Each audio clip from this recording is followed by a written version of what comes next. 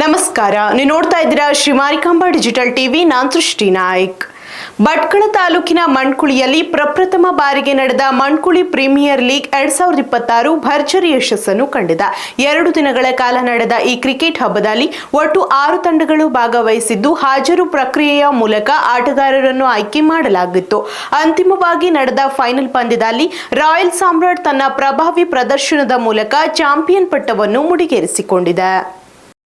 ಭಟ್ಕಳದ ಮಣ್ಕುಳಿಯಲ್ಲಿ cricket ಕ್ರೀಡಾಭಿಮಾನಿಗಳಿಗೆ ಹಬ್ಬದ ವಾತಾವರಣ ನಿರ್ಮಾಣವಾಗಿತ್ತು. ಮಣ್ಕುಳಿ ಪ್ರೀಮಿಯರ್ ಲೀಗ್ 2026ರಲ್ಲಿ 6 ತಂಡಗಳು ಭಾಗವಹಿಸಿ ಕಾದಾಟ ನಡೆಸಿದವು. ಫೈನಲ್ ಪಂದ್ಯದಲ್ಲಿ ಸಾನ್ವಿ ವಾರಿಯರ್ಸ್ ಮತ್ತು ರಾಯಲ್ ಸಾಮ್ರಾಟ್ ತಂಡಗಳ ನಡುವೆ ತೀವ್ರ ಪೈಪೋಟಿ ಏರ್ಪಟ್ಟಿತು. ಟಾಸ್ ಗೆದ್ದ ರಾಯಲ್ ಸಾಮ್ರಾಟ್ ತಂಡ ಬ್ಯಾಟಿಂಗ್ ಆಯ್ಕೆ ಮಾಡಿಕೊಂಡಿತು. ಆರಂಭಿಕ ಜೋಡಿ ಸಂದೀಪ್ ಮತ್ತು ದೀಪಕ್ ಅದ್ಭುತ ಪ್ರದರ್ಶನ ನೀಡಿ ಇಬ್ಬರು ಅರ್ಧಶತಕ ಸಿಡಿಸಿದರು.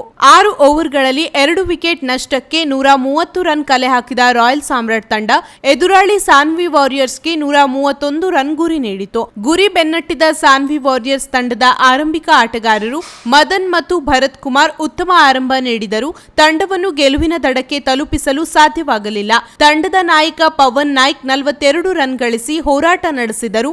ಅಂತಿಮವಾಗಿ 37 ರನ್ ಅಂತರದಲ್ಲಿ ಸೋಲನ್ನಪ್ಪಬೇಕಾಯಿತು. ಈ ಮೂಲಕ ಅನುಭವಿ ಆಟಗಾರರನ್ನೊಳಗೊಂಡ ರಾಯಲ್ ಸಾಮ್ರಾಟ್ ತಂಡ ಮಣ್ಕುಳಿ ಪ್ರೀಮಿಯರ್ ಲೀಗ್ 2026 ಟ್ರೋಫಿಯನ್ನು ತನ್ನದಾಗಿಸಿಕೊಂಡಿತು.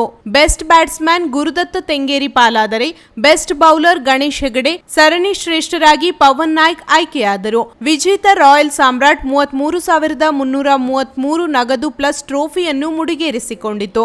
ರನ್ನರ್ ಅಪ್ ಸಾನ್ವಿ ವಾರಿಯರ್ಸ್ 22,222 ರೂಪಾಯಿ ನಗದು ಪ್ಲಸ್ ಟ್ರೋಫಿಯನ್ನು ತನ್ನದಾಗಿಸಿಕೊಂಡಿತು. ಪಂದ್ಯಾವಳಿ ಯಶಸ್ವಿಗೆ ಸಹಕರಿಸಿದ ಎಲ್ಲಾ ತಂಡದ ಮಾಲೀಕರು, ಆಟಗಾರರು, ಸಂಘಟಕರು, ದಾನಿಗಳು ಹಾಗೂ ಗ್ರಾಮಸ್ಥರಿಗೆ ಆಯೋಜಕರು ಕೃತಜ್ಞತೆ ಸಲ್ಲಿಸಿದರು.